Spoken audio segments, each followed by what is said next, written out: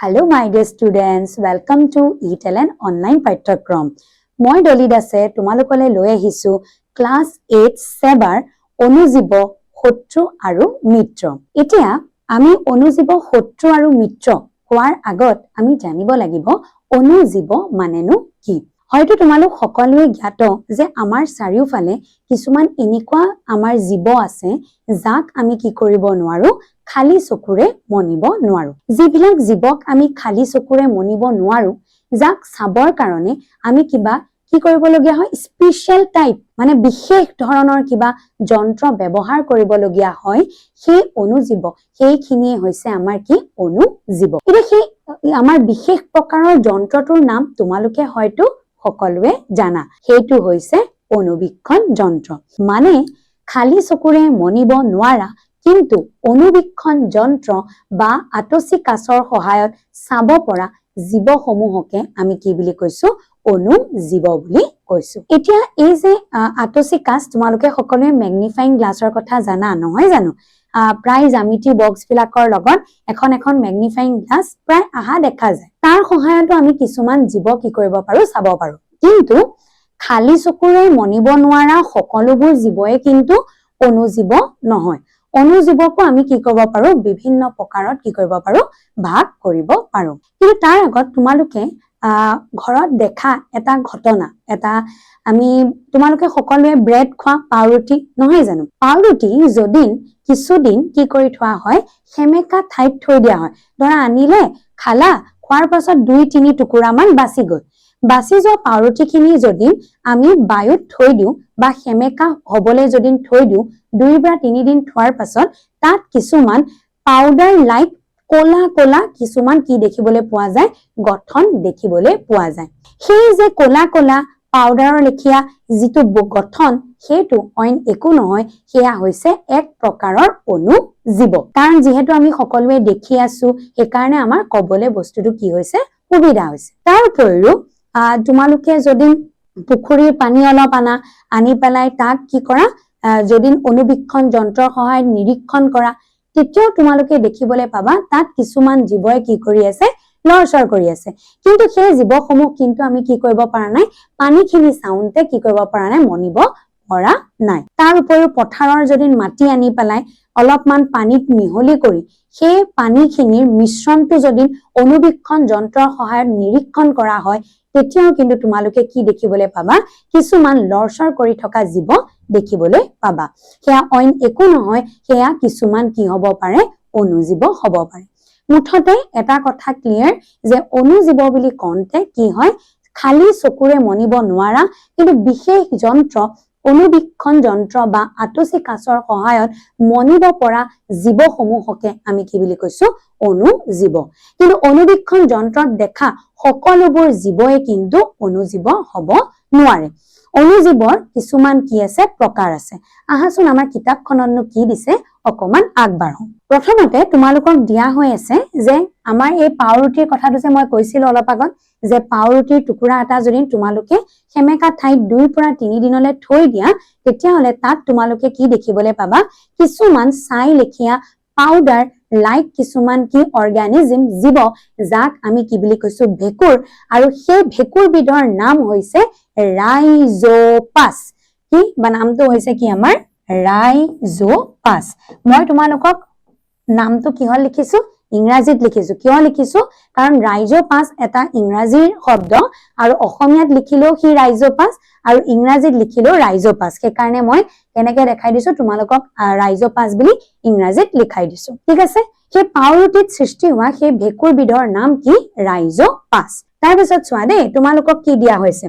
তোমালোকে বিভিন্ন প্ৰকাৰৰ উদ্ভিদ আৰু প্ৰাণী দেখিছা। ইয়াৰ বাহিৰেও সাধাৰণতে চকুৰে মনিব নোৱাৰা কিছুমান জীৱ আমাৰ চাৰিওফালে আছে। এইবোৰক কি বুলি কৈছে, অনুজীৱ। উদাহৰণ স্বৰূপে তোমালোকে হয়তো মন কৰিছা, বাৰিষা দিনত আমাৰ পাউৰুটিবোৰ নষ্ট হৈ যায়। তাত ইচ্ছত ছাই বৰণীয়া চামনিৰে আৱৰি পেলাই এই অংশবোৰ আতচি কাচেৰে পৰ্যবেক্ষণ কৰিবলৈ দিয়া হৈছে। তাত কিছুমান ক্ষুদ্ৰ ক্ষুদ্ৰ ঘূৰণীয়া আকৃতিৰ কলা বস্তু দেখিবলৈ পাবা। আৰু এই ঘূৰণীয়া কলা বস্তুখিনি অইন একো নহয়, কি বুলি কলো, এবিধ ভেঁকুৰ। আৰু সেই ভেঁকুৰ বিধৰ নাম হৈছে কি,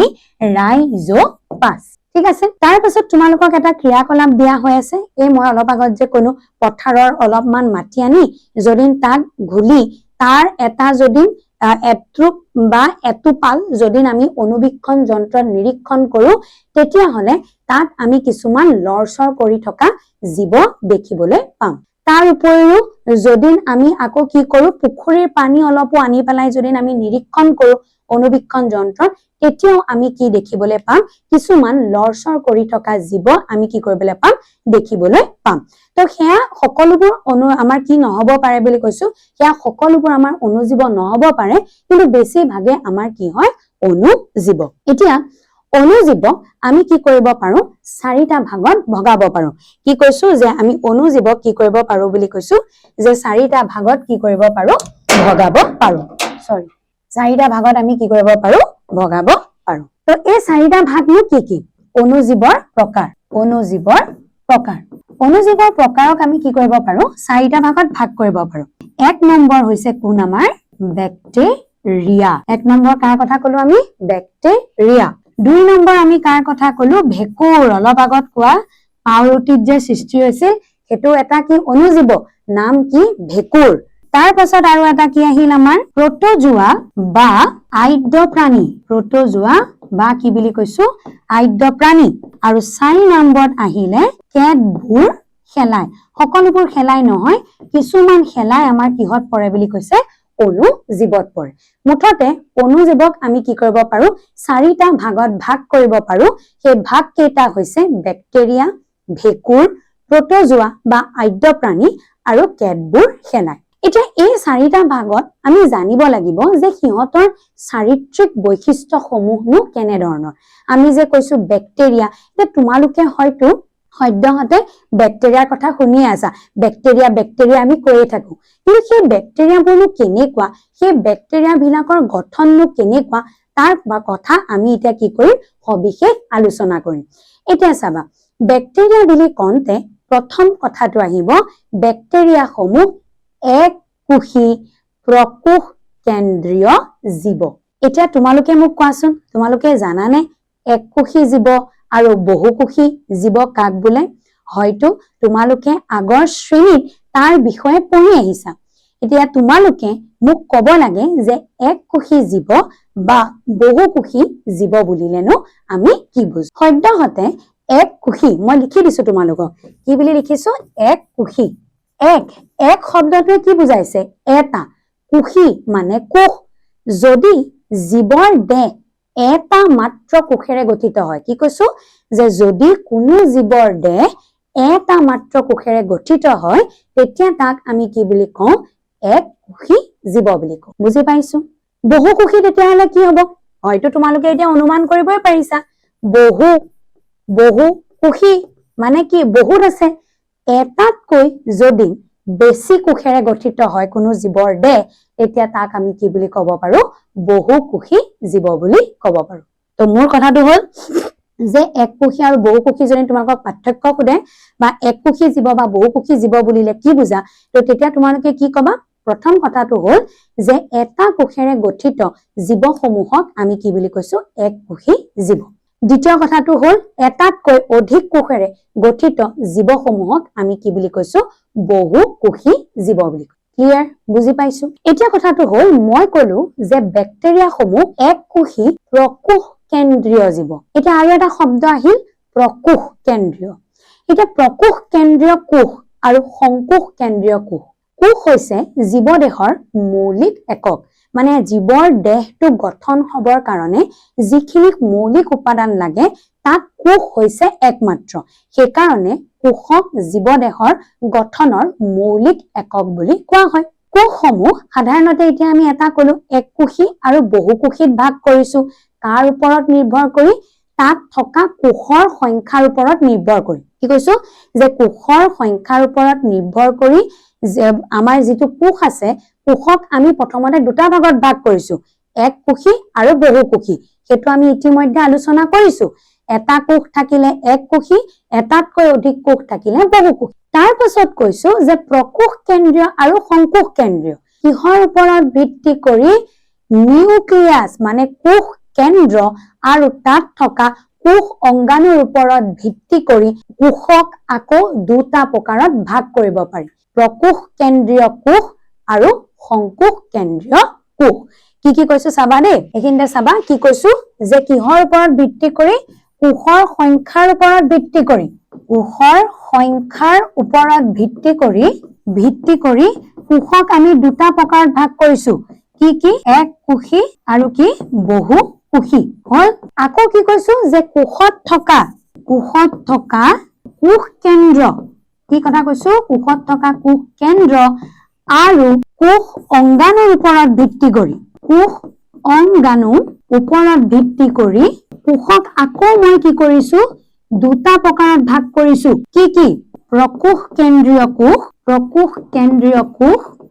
আৰু কি কৰিছো সংকোষ কেন্দ্ৰীয় কোষ বুজি পাইছো হয় দুটা কথা কৈছো এটা কাৰ ওপৰত ভিত্তি কৰি কৈছো যে এটা কোষৰ সংখ্যাৰ ওপৰত ভিত্তি কৰি মই ভাগ কৰিছো আৰু এটা মই কিহৰ ওপৰত ভিত্তি কৰিছো তাত থকা কোষ কেন্দ্ৰ আৰু কোষ অংগাণুৰ ওপৰত ভিত্তি কৰি মই আকৌ তাক কি কৰিছো দুটা ভাগত ভাগ কৰিছো প্ৰকোষ কেন্দ্ৰীয় কোষ আৰু সংকোষ কেন্দ্ৰীয় কোষ এতিয়া তোমালোকে কোষ কেন্দ্ৰ কোষ এটাত থকা অতি গ্ৰাহ্য অঞ্চল য'ত আমাৰ নিউক্লিয় পদাৰ্থ অৰ্থাৎ ডিএনএ আৰু আৰএনএ থাকে সেই বস্তুটোৱে হৈছে আমাৰ কি কোষ কেন্দ্ৰ আৰু কোষ অংগাণু হৈছে তাত কিছুমান অংগাণু যোনে কি কৰে কামবোৰ ভাগ বিতৰা কৰি লয় সকলোৰে নিজা বিশেষ কি থাকে কাম থাকে সেইবিলাকক আমি কি কৈছো কোষ অংগাণু এতিয়া কি হয় ধৰা তোমালোকৰ ঘৰত দুজন ককাই ভনী আছে ঠিক আছে মায়ে কলে যে যা তোমাৰ ধৰা দাদাজনৰ নাম হৈছে ধৰি ললো আমাৰ ৰাজু আৰু তোমাৰ নাম হৈ গৈছে কি গীতা মায়ে তোমালোক দুটা কি কৰিলে ঘৰত থকা কামবিলাক বিভাজন কৰি দিলে কলে ৰাজু যা তই দোকানৰ পৰা অলপমান বিস্কুট আৰু চেনি আন আৰু গীতাক কলে যে যোৱা তুমি অলপমান কি কৰাগৈ যে আনে তুমি অলপমান ঘৰখনৰ কামখিনি সিজিল কৰাত মোক কি কৰি দিয়া সহায় কৰি দিয়া ধৰা পাচলি অকমান কাটি দিয়া বা তোমাৰ ৰুমটোকে অকমান কি কৰিলো শৃংখলা কৰিলো তো এই যে দুটা কাম দুটা মানুহক ভগাই দিলে যাৰ কাৰণে কামটো দুইটা কামই হ'ব কিন্তু দুইটা কাম একেটা সময়তে সমাপ্ত হ'ব তোমাৰ ধৰা দাদা বা ভাইটিয়ে গৈও বস্তুখিনি লৈ আহিলে সেই একেটা সময়তে তুমিও তোমাৰ ৰুমটো চাফা কৰি দিলা তো দুটা কাম একেলগে হৈ আছে নে ঠিক একেদৰে কোষতো কিছুমান তেনেকুৱা কি থাকে অংগাণু থাকে যিয়ে নিজৰ ভাগৰ কামখিনি কি কৰে বিশেষভাৱে পৰিচালনা কৰে উদাহৰণ স্বৰূপে সেই কোষ অংগাণু বুলি কোৱাৰ লগে লগে মাইটোকন্ড্ৰিয়াৰ কথা আহিব তাৰ পাছত গলগি সংঘৰ কথা আহিব তাৰ পাছত লাইসোজমৰ কথা আহিব তাৰ পাছত আমাৰ অন্ত্ৰপৰশীয় জালিকাৰ কথা আহিব এই সকলোখিনিয়ে নিজৰ ভাগৰ কাম নিজে সমাপ্ত কৰে আৰু সেই কাৰণে সিহঁতক কি বুলি কোৱা হৈছে কোষত থকা অংগাণু কোষৰ ভিতৰত আছে সেই কাৰণে তাক কি বুলি কোৱা হৈছে কোষ অংগাণু বুজি পাইছো আমি ইয়াৰ ওপৰত বিস্তৃতভাৱে অধ্যয়ন কৰিম যিহেতু তোমালোকৰ ক্লাস 8তে কোষ নামৰ এবিধ কি আছে অধ্যায় আছে তো সেই কোষত আমি এই কথাখিনি পুনৰ আকৌ আমি বিস্তৃতভাৱে কি কৰিম অধ্যয়ন কৰিম এতিয়া তোমালোকে বুজি পাবৰ কাৰণে মই চমুকৈ তোমালোকক বুজাইছো যে কিহৰ ওপৰত ভিত্তি কৰি কোষৰ সংখ্যাৰ ওপৰত ভিত্তি কৰি কোষক আমি দুটা ভাগত ভাগ কৰিছো আৰু কোষত থকা কোষ কেন্দ্ৰ আৰু অংগাণুৰ ওপৰত ভিত্তি কৰি কোষক আমি কি কৰিছো দুটা ভাগত ভাগ কৰিছো প্ৰকোষ কেন্দ্ৰীয় কোষ আৰু সংকোষ কেন্দ্ৰীয় কোষ বুজি পালো তো এতিয়া প্ৰকোষ কেন্দ্ৰীয় কোষ আৰু সংকোষ কেন্দ্ৰীয় কোষ মানে কি প্ৰকোষ কেন্দ্ৰীয় কোষত য'ত আছে দেই প্ৰকোষ আৰু এটা আছে সংকোষ আছে প্ৰকোষ কেন্দ্ৰীয় কোষৰ স্পষ্ট কোষ কেন্দ্ৰ নেথাকে জাস্ট কোষ কেন্দ্ৰৰ লেখিয়া আৰম্ভণিহে থাকে আৰু লগতে প্ৰকোষ কেন্দ্ৰীয় কোষত কোষ অংগাণু কি কলো যে প্ৰকোষ কেন্দ্ৰীয় কোষত সুস্পষ্ট কোষ কেন্দ্ৰ নেথাকে আৰু কোষ অংগাণু নেথাকে যেহেতু প্ৰকোষ কেন্দ্ৰীয় কোষবিলাক সাধাৰণতে এক কোষী জীৱ হয় আৰু এক কোষী জীৱত সাধাৰণতে সিহঁতৰ জীৱৰ যেটো দৈহিক গঠন একদম সিম্পল হয় সৰল হয় বেছি জটিল নহয় সেই কাৰণে তাত কোনো ধৰণৰ কোষ অংগাণু অৰ্থাৎ মাইটোকন্ড্ৰিয়া গলগি সংঘ অন্ত্ৰপৰশীয় জালিকা লাইসোজম ইত্যাদি নেথাকে আৰু লগতে কোষ কেন্দ্ৰত থাকে যদিও সুস্পষ্ট নহয় জাস্ট আৰম্ভণি ষ্টেজতহে কোষ কেন্দ্ৰ পোৱা যায় আনহাতে সংকোষ কেন্দ্ৰীয় কোষৰ সুস্পষ্ট কি থাকে কোষ কেন্দ্ৰ থাকে আৰু লগতে কোষ অংগাণু তাত কি থাকে উপস্থিত থাকে অৰ্থাৎ মাইটোকন্ড্ৰিয়া লাইসোজম আমাৰ অন্ত্ৰপৰশীয় জালিকা গলজি সংঘ সকলোবোৰ সংকোষ কেন্দ্ৰীয় কোষত থাকে বুজি পাইছো এখিনি আমি আৰু বিস্তৃতভাৱে অধ্যয়ন কৰিম যেতিয়া আমি কোষ চেপ্টাৰটো পঢ়িম মানে এতিয়া মই তোমালোকক বুজিবৰ কাৰণে থুলমূলকে কথাখিনি বুজাই দিছো তো আমি কি পঢ়ি আছো ব্যাকটেৰিয়াৰ চাৰিত্ৰিক বৈশিষ্ট্য তো ব্যাকটেৰিয়াৰ চাৰিত্ৰিক বৈশিষ্ট্য বুলি কওঁতে আমি প্ৰথমতে এতিয়া কাৰ কথা কলো যে ব্যাকটেৰিয়াৰ চাৰিত্ৰিক বৈশিষ্ট্যৰ কথা কওঁতে এক নম্বৰ পইণ্টটো কলো যে ব্যাকটেৰিয়া বিলাক এক কোষী কি হয় বুলি কলো প্ৰকোষ কেন্দ্ৰীয় জীৱ বুলি কলো কি কলো যে ব্যাকটেৰিয়া বিলাক এক কোষী প্ৰকোষ কেন্দ্ৰীয় জীৱ হয়নে বুজি পাইছো নে তো প্ৰথম আমাৰ কি আহিব ব্যাকটেৰিয়া বিলাক এক কোষী প্ৰকোষ কেন্দ্ৰীয় জীৱ তো এক নম্বৰ চাৰিত্ৰিক বৈশিষ্ট্য তো এক নম্বৰ চাৰিত্ৰিক বৈশিষ্ট্য কাৰ ক্ষেত্ৰত আহিল ব্যাকটেৰিয়া কি আহিল এক কোষী কেনেকুৱা জীৱ প্ৰকোষ কেন্দ্ৰীয় জীৱ বুজি পাইছো ক্লিয়াৰ হৈছে যে কেনেকুৱা হ'ব এক কোষী প্ৰকোষ কেন্দ্ৰীয় জীৱ দুই নম্বৰ ব্যাকটেৰিয়াৰ ক্ষেত্ৰত কি আহিব পুষ্টি আমি সকলোৱে জানো জীয়াই থাকিবৰ কাৰণে সকলোবোৰ জীৱকে কিহৰ প্ৰয়োজন খাদ্যৰ প্ৰয়োজন সেই খাদ্য আমি কি হয় কিছুমান জীৱই নিজে কি কৰিব পাৰে প্ৰস্তুত কৰি ল'ব পাৰে কিন্তু কিছুমান জীৱই নিজৰ খাদ্য নিজে প্ৰস্তুত কৰিব নোৱাৰে খাদ্যৰ বাবে অন্য জীৱৰ ওপৰত কি কৰিবলগীয়া হৈছে নিৰ্ভৰ কৰিবলগীয়া হৈছে এতিয়া ব্যাকটেৰিয়া বিলাকনো কেনেকুৱা ব্যাকটেৰিয়া বিলাকৰ কিছুমান স্বপোষী আৰু কিছুমান পৰপোষী কিছুমান কি বুলি কৈছো মই স্বপোষী এটা স্বপোষী ওয়াৰ্ডটো বা তোমালোকে কি বুজি পাইছা কিছুমান কি বুলি কৈছো স্বপোষী আৰু কিছুমান কি বুলি কলো মই পৰপোষী এটা স্বপোষী মানে যোন জীৱই নিজৰ খাদ্য নিজে প্ৰস্তুত কৰি ল'ব পাৰে তেনেবোৰ জীৱক আমি স্বপোষী জীৱ বুলি কওঁ আৰু যিবোৰ জীৱই নিজৰ খাদ্য নিজে প্ৰস্তুত কৰি ল'ব নোৱাৰে খাদ্যৰ বাবে অন্য জীৱৰ ওপৰত নিৰ্ভৰ কৰিবলগীয়া হয় তেনেবোৰ জীৱক আমি কি বুলি কৈছো পৰপোষী জীৱ বুলি কৈছো এটা স্বপোষী জীৱ বুলি কওঁতে এটা কিছুমান ব্যাকটেৰিয়া স্বপোষী যেনে নীল সেউজ শেলাই এতিয়া তোমালোকে আকৌ কনফিউজ নহবা বাইদেউচোন কৈ আছে ব্যাকটেৰিয়া নাম আহি গ'ল আকৌ শেলাই তাৰ নামটো নীল সেউজ শেলাই বুলি যোৱাৰ কাৰণে পিছত শেলাইৰ লগত যাতে কোনো ধৰণৰ কি নহয় কনফিউজন নহয় সেই কাৰণে তাৰ দেহত থকা দুটা কালাৰ নীলা আৰু সেউজীয়া আমি জানো তোমালোক সকলোৱে আজিকালি কালাৰ কৰিয়ে থাকা নহয় জানো তো কালাৰ প্ৰাইমাৰী কালাৰ্স তোমালোকে জানা নহয় জানো সেকেন্ডাৰী কালাৰ্স জানা তো কি কালাৰ লগত কি কালাৰ মিক্স কৰিলে কেনেকুৱা হয় সেটো তোমালোকে জানা তো এই নীলা আৰু সেউজীয়া কালাৰ যেতিয়া কি কৰি দিয়া হয় মিক্স কৰি দিয়া হয় তেতিয়া সায়ান কালাৰ ফৰ্ম হয় যেহেতু শেলাইৰ পৰা ব্যাকটেৰিয়াৰ লগত অকনমান নামটো যাতে গণ্ডগোল নহয় কনফিউজন নহয় সেই কাৰণে বৈজ্ঞানিকসকলে নীল সেউজ শেলাই নাম দি দিলে সায়ানোব্যাকটেৰিয়া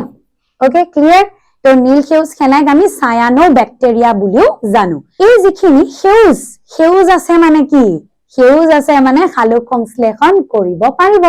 সেই কাৰণে যিখিনি নীল সেউজ শেলাই বা যিখিনি সায়ানোব্যাকটেৰিয়া আছে সিহঁতে নিজৰ খাদ্য নিজে প্ৰস্তুত কৰিব পাৰে এই কাৰণে তাক আমি কি বুলি কৈছো স্বপোষী মই সেইকাৰণে কৈছো যে কিছুমান ব্যাকটেৰিয়া কি বুলি কৈছো স্বপোষী আৰু কিছুমান পৰপোষী যত ইয়াৰ বাহিৰৰ যিখিনি ব্যাকটেৰিয়া সিহঁতে কি কৰিব নোৱাৰে খাদ্যৰ বাবে আন জীৱৰ ওপৰত নিৰ্ভৰ কৰিবলগীয়া হয় সেই কাৰণে সিহঁতক আমি কি বুলি কৈছো পৰপোষী জীৱ বুলি কৈছো হোপ ক্লিয়াৰ তো এতিয়া ব্যাকটেৰিয়া বিলাকৰ কিছুমান কি হ'ব পাৰে বুলি কৈছো স্বপোষী আৰু কিছুমান কি হ'ব পাৰে বুলি কৈছো পৰপোষী নেক্সট আহিল যে কিছুমান ব্যাকটেৰিয়া আমাৰ কাৰণে কি হয় অতিকে অপকাৰী আৰু কিছুমান বেক্টেৰিয়া আমাৰ কাৰণে কি উপকাৰী চেপ্টাৰটোৰ নেমটো কি আছিলে অনুজীৱ শত্ৰু আৰু মিত্ৰ তো আমি এই চেপ্টাৰটোত এই অধ্যায়টোত অনুজীৱৰ উপকাৰী গুণ আৰু অনুজীৱৰ অপকাৰী গুণৰ ওপৰত আলোচনা কৰিম তো বেক্টেৰিয়াও এটা কি হয় অনুজীৱ তো সেইকাৰণে কিছুমান বেক্টেৰিয়া কি হ'ব কাৰণে জীৱৰ কাৰণে উপকাৰী বুলি কৈছে আৰু কিছুমান বেক্টেৰিয়া জীৱৰ কাৰণে অপকাৰী এটা জীৱ বুলি কওঁতে মানুহো পৰিব প্ৰাণী উদ্ভিদ সকলো ধৰণৰ প্ৰাণী উদ্ভিদ আৰু মানুহকে ধৰি যি কি হ'ব পাৰে উপকাৰী হ'ব পাৰে বা অপকাৰী হ'ব পাৰে উদাহৰণ তোমালোকে দৈ খোৱা নে নোখোৱা প্ৰায় অৱশ্যে কিছুমানে বেয়া পায় কিন্তু প্ৰায় মানুহে আমাৰ ঘৰত দৈ থাকে আৰু দৈ আমি সাধাৰণতে খাওঁই কিবা এটা পাতিলেও জলপানত দৈ থাকে বিহুৰ সময়ত আমাৰ দৈ থাকে তো দৈ আমি সকলোৱে চিনি পাওঁ আৰু দৈ আমি কম বেছি পৰিমাণে সকলোৱে খাই পাইছো তোমালোকে এটোও জানা যে গাখীৰৰ পৰা কি প্ৰস্তুত হয় দৈ প্ৰস্তুত হয় জানো আমি এই গাখীৰৰ পৰা যে দৈ প্ৰস্তুত হয় কেনেদৰে প্ৰস্তুত হয় তাত এবিধ কি কৰে বেক্টেৰিয়াই ক্ৰিয়া কৰে আৰু সেই বেক্টেৰিয়া বিধে ক্ৰিয়া কৰাৰ কাৰণে গাখীৰক কিহলে ৰূপান্তৰ কৰে দৈলে কব পাৰিবানে কোনোবাই যে গাখীৰক দৈলে ৰূপান্তৰিত কৰা বেক্টেৰিয়া বিধৰ নাম কি গাখীৰক দৈলে ৰূপান্তৰিত কৰা বেক্টেৰিয়া বিধৰ নাম হৈছে লেক্টোবেচিলাছ তো ই কি কৰে গাখীৰক কিহলে ৰূপান্তৰিত কৰে গাখীৰক দৈলৈ কি কৰে ৰূপান্তৰিত কৰে ক্লিয়াৰ ৰূপান্তৰিত কৰে কোনে লেক্টোবেচিলাছ নামৰ এবিধ বেক্টেৰিয়াই কি কৰিব পাৰে গাখীৰক দৈলে ৰূপান্তৰিত কৰিব পাৰে যেহেতু আমি সকলোৱে জানো দৈ আমাৰ পেটৰ কাৰণে কি অতি ভাল হয় নহয় পেটৰ কাৰণে পেট হেৰি কৰিবৰ কাৰণে দৈ আমাক লাগে তো সেই কাৰণে লেক্টোবেচিলাছ বেক্টেৰিয়াবিধ আমাৰ কাৰণে কি হ'ব উপকাৰী বেক্টেৰিয়া তাৰ উপৰিও কিছুমান আহজাতীয় খাদ্যত বেফিওপেডিলাম নামৰ আন এবিধ আমি কি পাওঁ বেক্টেৰিয়া পাওঁ ক'ত থাকে আহজাতীয় খাদ্য তোমালোকেতো জানাই গাজি মগু এনেকুৱা আহজাতীয় যিবোৰ খাদ্য শাক পাচলিৰ আহজাতীয় যিবোৰ খাদ্য তাত আমি বেফিওপেডিলাম নামৰ এবিধ বেক্টেৰিয়া পাওঁ আৰু সেই বেক্টেৰিয়া বিধু আমাৰ গাট হেলথৰ কাৰণে আমাৰ পেটৰ কাৰণে কি হয় দৰকাৰী তো সেইকাৰণে এইকেইটা বেক্টেৰিয়া ইয়াৰ লগতে আৰু বিভিন্ন ধৰণৰ এনেকুৱা বেক্টেৰিয়া আছে যোনে আমাৰ কাৰণে কি কৰে উপকাৰ কৰে মানে আমাক লাভ দিয়ে ঠিক আছে কিন্তু আকৌ এনেকুৱা বেক্টেৰিয়াও আছে যিয়ে আমাৰ শৰীৰত কি কৰে অপকাৰ কৰে এটা অপকাৰটো কেনেকুৱা ধৰণৰ অপকাৰ তোমালোকে সকলোৱে জানা বেমাৰ যিবোৰ বেক্টেৰিয়া আমাৰ দেহত বেমাৰৰ সৃষ্টি কৰে মানে ৰোগৰ সৃষ্টি কৰে সেইবোৰ বেক্টেৰিয়াক আমি কি বুলি কৈছো অপকাৰী বেক্টেৰিয়া উদাহৰণ স্বৰূপে সালমনেলা টাইফি যোনে টাইফয়েড বেমাৰ সৃষ্টি কৰে কাৰ কথা কৈছো সালমনেলা টাইফি এটো এটা সাইন্টিফিক নেম হয় কি নাম কৈছো সালমনেলা টাইফি ই কি বেমাৰ কৰে বুলি কৈছো টাইফয়েড বেমাৰ কি কৰে বুলি কৈছো সৃষ্টি কৰে কোনে সালমনেলা টাইফি তেনেকে আমাৰ ভিব্ৰিও কলেৰি আছে যোনে আমাৰ কলেৰা সৃষ্টি কৰে নহয় জানো তাৰ পাছত আমাৰ আকৌ আছে আমাৰ এনেকুৱা বহুত আছে মাইকোবেক্টেৰিয়াম টিউবাৰকুলোসিস আছে হয়নে যোনে যক্ষ্মা ৰোগ সৃষ্টি কৰে তো এনেকুৱা বিভিন্ন ধৰণৰ আমাৰ কি আছে বেক্টেৰিয়া আছে যিয়ে আমাৰ শৰীৰত কি কৰে ৰোগৰ সৃষ্টি কৰে যিবিলাক বেক্টেৰিয়াই শৰীৰত ৰোগৰ সৃষ্টি কৰে সেইবিলাকক আমি কি বুলি কৈছো আমাৰ অপকাৰী বেক্টেৰিয়া বুলি কৈছো বুজি পাইছো আকৌ কিছুমান এনেকুৱা বেক্টেৰিয়া আছে যিয়ে কি কৰিব পাৰে পৰিবেশ নিকা কৰাত আমাক কি কৰিব পাৰে সহায় কৰিব পাৰে এটা পৰিবেশ নিৰ্মূল বা নিকা কৰাত সহায় কৰে তোমালোকে দেখিছা নহয় জাবৰ জোথৰ যেতিয়া ৰাস্তাত দম হৈ পৰি থাকে তাত দুদিন মানৰ পিছত এটা গেলা গোন্ধৰ সৃষ্টি হয় এই যে গেলা গোন্ধটো কিহৰ কাৰণে হয় যে তাত থকা জটিল পদাৰ্থখিনি বেক্টেৰিয়াই সৰল পদাৰ্থলে কি কৰি আছে ভাঙি নি আছে আৰু সেইখিনি নি মাটিৰ লগত মিহলি কৰি দিয়ে আৰু তেনেকে বেক্টেৰিয়াই কি কৰিব পাৰে পৰিবেশ সাফা কৰাত আমাক কি কৰিব পাৰে সহায় কৰিব পাৰে জীৱ জন্তু এটা মৰি থাকিলেও চাবাচোন দুদিন মানৰ পিছত হাৰ্ডি কেডালহে পোৱা যায় বাকি শৰীৰৰ অংশখিনি কি হৈ যায় নোহোৱা হৈ যায় ক'ত নোহোৱা হৈ যায় মাটিৰ লগত মিহলি হৈ যায় কাৰ কাৰণে মিহলি হৈ যায় এই বেক্টেৰিয়া সমূহে তাৰ ওপৰত ক্ৰিয়া কৰি তাৰ জটিল পদাৰ্থক সৰল পদাৰ্থলৈ কি কৰি দিয়ে ৰূপান্তৰ কৰি দিয়ে মুঠতে বেক্টেৰিয়া বিলাকে যেনেকে আমাক উপকাৰো কৰি আছে তেনেকে আমাক অপকাৰো কৰি আছে তো প্ৰথম অনুজীৱৰ প্ৰকাৰ আমি কি পঢ়িলো বেক্টেৰিয়া আৰু বেক্টেৰিয়া কি হয় আমি থুলমূলকৈ গম পালো যে সি এক কোষী প্ৰকোষ কেন্দ্ৰীয় জীৱ মানে এটা কোষ আছে তাৰ কোষ কেন্দ্ৰ স্পষ্ট নহয় তাৰ কোষ অংগাণু নাই সিহঁতৰ কিছুমানে খাদ্য প্ৰস্তুত কৰিব পাৰে আৰু কিছুমানে খাদ্য প্ৰস্তুত কৰিব নোৱাৰে খাদ্য প্ৰস্তুত কৰাৰ উদাহৰণত কোন আহিলে নীল সেউজ খেলাই বা সায়ানো বেক্টেৰিয়া তাৰ পাছত গম পালো যে কিছুমান বেক্টেৰিয়া আমাৰ কাৰণে উপকাৰী আৰু কিছুমান বেক্টেৰিয়া আমাৰ কাৰণে কি অপকাৰী উপকাৰী বেক্টেৰিয়াৰ ভিতৰত আমি লেক্টোবেচিলাছৰ কথা কৈছো যোনে গাখীৰক দৈত পৰিণত কৰাত কি কৰে সহায় কৰে আৰু দৈ আমাৰ পেটৰ কাৰণে কি হয় ভাল অপকাৰী বেক্টেৰিয়াৰ ভিতৰত আমি টাইফয়েড বেমাৰ সৃষ্টি কৰা এটা বেক্টেৰিয়া সালমনেলা টাইফিৰ কথা কৈছো যোনে আমাৰ দেহত টাইফয়েড ৰোগৰ সৃষ্টি কৰে তেনেকুৱা বহুত আছে ভিব্ৰিও কলেৰি কথা কৈছো যোনে কলেৰা বেমাৰ সৃষ্টি কৰে নহয় জানো অপকাৰী বেক্টেৰিয়া বুজি পালো তাৰ পাছত আমি জানিব লাগিব যে বেক্টেৰিয়া বিলাকক আকৌ কি কৰিব পাৰি গঠনৰ পিনৰ পৰা তাক 4টা ভাগত ভাগ কৰিব পাৰি কি কৈছো যে বেক্টেৰিয়া বিলাকক গঠনৰ পিনৰ পৰা কি কৰিব পাৰি বুলি কৈছো 4টা ভাগত ভাগ কৰিব পাৰি বুলি কৈছো কিহৰ ওপৰত ভিত্তি কৰি গঠনৰ ওপৰত বেক্টেৰিয়াৰ দেহৰ গঠনৰ ওপৰত ভিত্তি কৰি কি গঠনৰ ওপৰত দেহৰ গঠনৰ ওপৰত ভিত্তি কৰি বেক্টেৰিয়াক আমি 4টা ভাগত ভাগ কৰিব পাৰো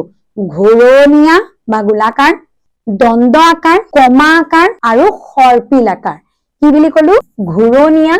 দণ্ডাকাৰ কমা আকৃতিৰ আৰু কি কলো সৰ্পিল আকাৰ এতিয়া এই যে গঠনৰ ওপৰত ভিত্তি কৰি তাক আমি 4টা ভাগত ভাগ কৰিছো তাৰ ওপৰত ভিত্তি কৰি তাৰ নামাকৰণো আকৌ কৰা হয় দেই ঘূৰণীয়া বেক্টেৰিয়া বিলাকক কোক্কাই বেক্টেৰিয়া বুলি কোৱা হয় কি বুলি কয় কোক্কাই বা কোক্কাছ দণ্ডাকাৰ বেক্টেৰিয়া বিলাকক বেচিলাছ বুলি কোৱা হয় আমি অলপ আগতে যে পঢ়িলো লেক্টোবেচিলাছ মানে দৈক যোনে গাখীৰক যোনে দৈত পৰিণত কৰে লেক্টোবেচিলাছ লেক্টো মানে গাখীৰ কম্পাউণ্ড সেইকাৰণে লেক্টোবেচিলাছ মানে সেই বেক্টেৰিয়াখিনি দেখিবলৈ দণ্ডাকাৰ হ'ব সেইকাৰণে সিহঁতক বেচিলাছ বুলি কৈছে সেইকাৰণে দণ্ডাকৃতিৰ যিখিনি বেক্টেৰিয়া তাক আমি কি বুলি কওঁ বেচিলাছ বুলি কওঁ কমা আকৃতিৰ যিখিনি বেক্টেৰিয়া তাক ভিব্ৰিও বুলি কওঁ যেনেকে আমি কৈছিলো ভিব্ৰিও বুলি কওঁতে কলেৰা ৰোগ সৃষ্টিকাৰী বেক্টেৰিয়া বিধৰ নাম কি কৈছিলো ভিব্ৰিও কলেৰি মানে ভিব্ৰিও মানে কি তাৰ শেপটো কমাৰ লেখিয়া সেইকাৰণে তাৰ নামটো দিয়া হৈছে ভিব্ৰিও কলেৰি সৰ্পিল আকাৰ মানে স্পাইৰিলা এটা স্পাইৰিলা মানে এই আমাৰ কইলডাল যে যেনেকে থাকে হয় নহয় আমাৰ মস্কিটো কইল যেনেকে থাকে স্পাইৰেল সেইকাৰণে সি দেখিবলৈ স্পাইৰেলৰ নিচিনা সেইকাৰণে তাৰ নামটো স্পাইৰিলা ঘূৰণীয়া ককাই মানে কি ঘূৰণীয়া আৰু হয় না স্ফেৰিকেল ইন শেপ বেচিলাছ মানে কি দণ্ডাকৃতি আৰু ভিব্ৰিও মানে কেনেকুৱা হ'ব আমাৰ কমা আকৃতিৰ বেক্টেৰিয়া এই তোমালোকে ইয়া কিছুমান ছবিৰ ওপৰত দেখিছাই নহয় দেখিছা সৰ্পিল আকাৰ বেক্টেৰিয়া দেখিছা না এনেকুৱাকে আছে দণ্ডাকৃতিৰ বেক্টেৰিয়া বুজি পালানে তো কিহৰ ওপৰত ভিত্তি কৰি দেহৰ গঠনৰ ওপৰত ভিত্তি কৰি বেক্টেৰিয়া সমূহক আমি কি কৰিছো 4টা ভাগত ভাগ কৰিছো ঘূৰণীয়া দণ্ডাকাৰ কমা আৰু সৰ্পিল আকাৰ ওকে ক্লিয়াৰ বুজি পাইছো এইখিনিতে আমাৰ কি খতম বেক্টেৰিয়াৰ চাৰিত্ৰিক বৈশিষ্ট্য খতম তাৰ পাছত আমি কি পঢ়ি আছিলো বেক্টেৰিয়া আমাৰ ক্লিয়াৰ হোপ বেক্টেৰিয়া তোমালোকৰ ক্লিয়াৰ বেক্টেৰিয়া কেনেকুৱা হয় তাৰ চাৰিত্ৰিক গঠন তোমালোকৰ ক্লিয়াৰ তো ভেকুৰৰ কথা কওঁতে যেনেকে আমি বেক্টেৰিয়াৰ কথা কৈছো এক কোষী প্ৰকোষ কেন্দ্ৰীয় জীৱ এতিয়া ভেকুৰ বুলি কওঁতে ইহত কিহত পৰিব সংকোষ কেন্দ্ৰীয় জীৱত পৰিব কিছুমান এক কোষী হ'ব পাৰে আৰু কিছুমান বহুকোষী হ'ব পাৰে তো কি বুলি কলো যে কেটবোৰ কি হ'ব পাৰে এক কোষী আৰু কেটবোৰ কি হ'ব পাৰে বুলি কৈছো বহুকোষী হ'ব পাৰে মানে আমি ভেকুৰৰ ক্ষেত্ৰত এক কোষী ভেকুৰো দেখিবলৈ পাম আৰু বহুকোষী ভেকুৰো আমি দেখিবলৈ পাম আৰু এতিয়া মই এককুখী বহুকুখী হয়তো মই গম পাইছো যে তোমালোকে সেই কথাখিনি ক্লিয়াৰ হৈছা দ্বিতীয়তে ভেকুৰ বিলাক কিন্তু ক্লোৰোফিল বিহীন এটা ক্লোৰোফিল মানেনো কি ক্লোৰোফিল বিহীন কি বুলি কৈছো সংকোষ কেন্দ্ৰীয় জীৱ বুলি কৈছো কি বুলি কৈছো যে ক্লোৰোফিল বিহীন সংকোষ কেন্দ্ৰীয় জীৱ এই ক্লোৰোফিল বিহীন সংকোষ বুলি কওঁতে বুজি পালো যে যাৰ কোষ কেন্দ্ৰ স্পষ্ট কোষংগাণু আছে সেইখিনি আমাৰ কি সংকোষ কেন্দ্ৰীয় ক্লোৰোফিল বিহীন বুলি কওঁতে কি বুজিম আমি জানো যে শালুক সংশ্লেষণৰ কাৰণে কি লাগে আমাক সেউজীয়া কি লাগে হৰিত কণা লাগে হৰিত কণা ক'ত থাকে সেউজীয়া অংশত থাকে ক্লোৰোফিল বিহীন এই তাক আমি ইংৰাজীত আমি প্লাস্টিক বুলি কওঁ হয়নে প্লাস্টিডক আমি ভাগ কৰিব পাৰো তিনিটা ভাগত লিউকোপ্লাস্টিড ক্লোৰোপ্লাস্টিড এণ্ড ক্ৰোমোপ্লাস্টিড লিউকোপ্লাস্টিড কালাৰলেছ হয় কোনো কালাৰ নাথাকে ক্ৰোমোপ্লাস্টিড হি কালাৰফুল হয় ভিন ভিন কালাৰ যাৰ কাৰণে ফলৰ কালাৰ আমি বিভিন্ন দেখিবলৈ পাওঁ ফুলৰ কালাৰ আমি বিভিন্ন দেখিব পাৰো হালধীয়া ৰঙা বেঙুনীয়া নহয়নে বিভিন্ন কালাৰ যে দেখিবলৈ পাওঁ কাৰ কাৰণে ক্ৰোমোপ্লাস্টিডৰ কাৰণে আৰু এটা হল ক্লোৰোপ্লাস্টিড যাৰ কাৰণে আমাৰ উদ্ভিদৰ পাতৰ বৰণ কেনেকুৱা হয় সেউজীয়া আৰু সেই সেউজীয়া ক্লোৰো থাকিলেহে কি কৰিব পাৰে সূৰ্য ৰশ্মি লব পাৰে ভেকুৰে কি কৰিব নোৱাৰে ভেকুৰে নিজৰ খাদ্য নিজে প্ৰস্তুত কৰিব নোৱাৰে কি সম্পূৰ্ণৰূপে কিহৰ ওপৰত নিৰ্ভৰশীল অন্য প্ৰাণীৰ ওপৰত নিৰ্ভৰশীল সেইকাৰণে কৈছে ক্লোৰোফিল বিহীন সংকোষ কেন্দ্ৰীয় জীৱ ওকে বুজি পাইছো ভেকুৰ বিলাকো আমাৰ কিছুমান কি হ'ব পাৰে উপকাৰী হ'ব পাৰে আৰু কিছুমান ভেকুৰ আমাৰ কাৰণে কি হ'ব পাৰে অপকাৰী হ'ব পাৰে এটা উপকাৰী বুলি কোৱাৰ লগে লগে আমি ইষ্টৰ কথা ক'ব পাৰো কাৰ কথা ক'ব পাৰো ইষ্ট এটা এনেকুৱা ভেকুৰ যিয়ে কি কৰিব পাৰে খুৰা ইণ্ডাষ্ট্ৰীত ব্যৱহাৰ কৰিব পাৰে কেক পেষ্ট্ৰি আদি বনাবৰ কাৰণে কাক ব্যৱহাৰ কৰা হয় ইষ্ট তোমালোকে জানানে এই যে আমাৰ হেৰি বিলাক